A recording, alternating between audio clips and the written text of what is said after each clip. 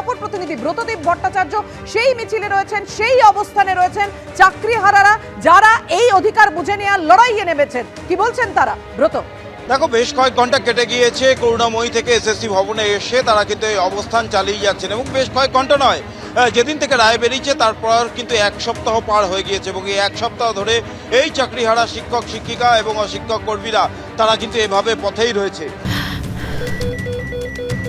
ক্যান্সারে নেই আর ভয়, NCRI এ হবে এর জয়। আপনাদের ভরসা নেতাজি সুভাষচন্দ্র বোস ক্যান্সার হসপিটাল।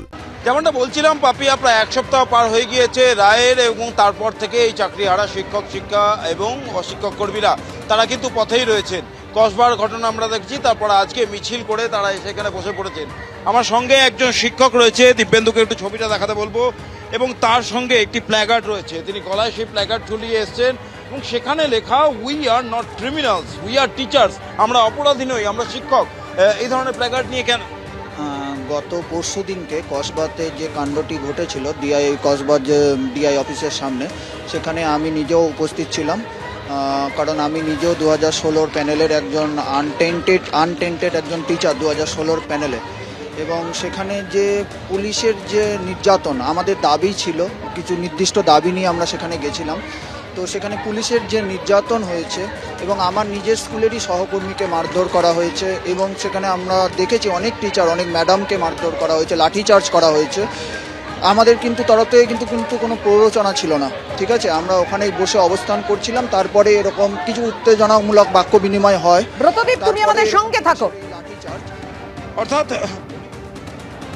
চাকরিহারাদের 12 জনের প্রতিনিধি দল তারা বিকাশ ভবনের 6 তলায় পৌঁছলেন কিনা সরাসরি আমাদের নজর রয়েছে সেদিকে, কারণ আর কিছুক্ষণের মধ্যেই সেই নির্ধারিত বৈঠক শুরু হতে চলেছে এসএসসি চেয়ারম্যান এবং শিক্ষামন্ত্রী ব্রাত্য বসুর সঙ্গে। যে বৈঠক থেকে আশার আলো বেরোয় কিনা, মিরর ইমেজ প্রকাশ করে কিনা এসএসসি, যা দাবি শিক্ষক শিক্ষিকাদের, যারা চাকরি হারিয়েছেন, যারা পথে বসেছেন, যে দাবি তারা প্রথম দিন থেকে জানিয়ে আসছেন,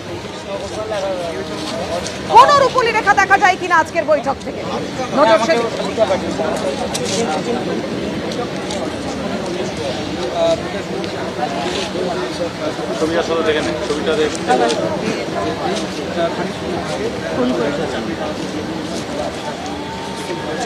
আর কিছু আমাদের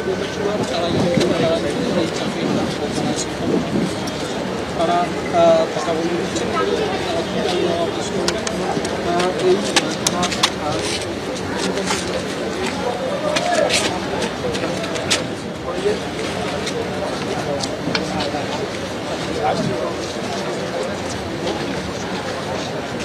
চাকরিহারা শিক্ষক শিক্ষিকারা নিজেদের মধ্যে কথা বলছেন কোন পথে আলোচনা এগোবে এবং সেখান থেকে কিভাবে মিলবে রূপলি রেখা, আদৌ আশার আলো পাওয়া যাবে কিনা, সকলের নজর রয়েছে এই বৈঠকের দিকে।